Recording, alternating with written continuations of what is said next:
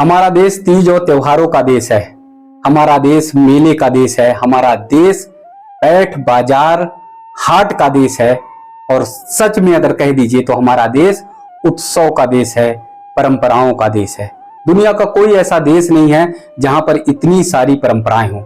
भारतवर्ष ही एकमात्र ऐसा देश है जहां पर महीने दो महीने में कोई ना कोई बड़ा उत्सव, बड़ा त्योहार आता ही आता है। ये त्योहार सिर्फ खर्च कराने के लिए नहीं है। ये त्योहार सिर्फ पैसे की बर्बादी के लिए नहीं है। ये त्योहार आपस में जोड़ने के लिए, आपस में रिश्ते को मजबूत करने के लिए और दिलों को जोड़ने के लिए है। बहुत बार ऐसा होता है कि किसी कारणवश परिवार के सदस्य में या भाई बहनों में ले लीजिए, मन में कटुता व्याप्त हो जाती है। मन में कोई ना कोई बात को लेकर मलाल पैदा हो जाता है और इसके कारण जो है बहन रूठ जाती है और भाई से कहती कि जाओ, आज से कसम ले रहे हैं हम तुम्हारे दरवाजे पर आएंगे नहीं।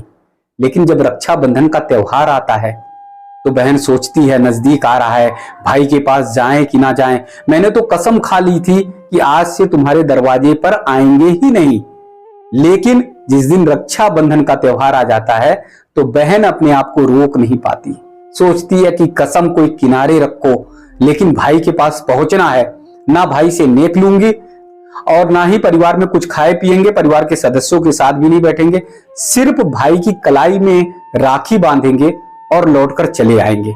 ऐसी स्थिति में जरा सोचिए, जब बहन आती है और आने के बाद भाई की कलाई में राखी बांधती है, टीका करती है, आरती करती है, मिठाई खिलाती है, तो धीरे धीरे से बहन के अंदर जो गुस्सा या नाराजगी होती है वो खत्म होती है। साथ ही जो भाई है बैठा हुआ, उसके अंदर भी कभी अहंकार और कभी गुस्सा आ जाता है और वो कह देता है गुस्से में कि हाँ, तूने ये कह दिया था कि दरवाजे पे मत आना, जा आज से तू दरवाजे पे मत आना।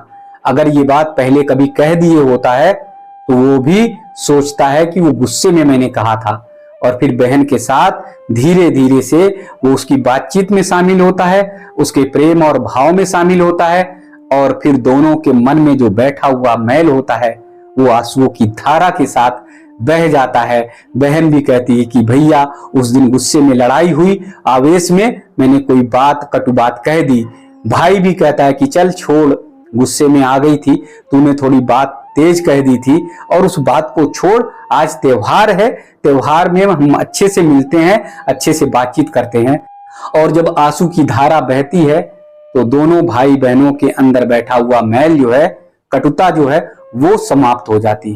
तो हमारे जो तीज त्योहार हैं वो संबंधों को प्रगाढ़ करते हैं, प्रेम के डोर को, धागे को और मजबूत करने का काम करते हैं।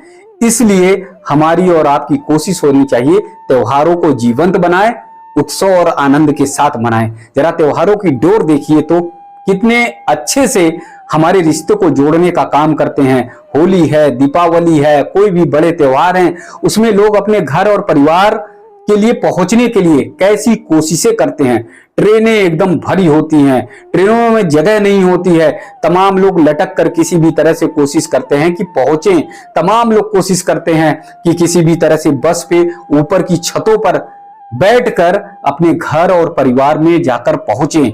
उस समय की स्थिति को आप जरा याद करिए कि कितनी मुश्किलें उन्हें झेलनी पड़ती है, कितना कष्ट उन्हें सहन करना पड़ता है, लेकिन उनका प्रयास होता है कि किसी भी तरह से परिवार में जाकर पहुंचें और आपस में परिवार के सदस्यों के साथ मिलजुल कर त्योहार मनाएं। आप जरा देखिए, जरा सोचिए, दुनिया के किसी और देश में ऐसा होता है क्या?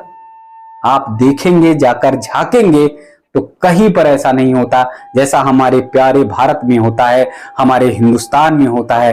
तो इसलिए हम सब की कोशिश होनी चाहिए, हम सब का प्रयास होना चाहिए कि तीज और त्योहार को बहुत आनंद के साथ, बहुत ही उत्सव उत्साह के साथ मनाना चाहिए और हमें इसे जीवंत बनाना चाहिए, क्योंकि त्योहार रिश्तों की डोर को और मजबूत करने का काम करते हैं।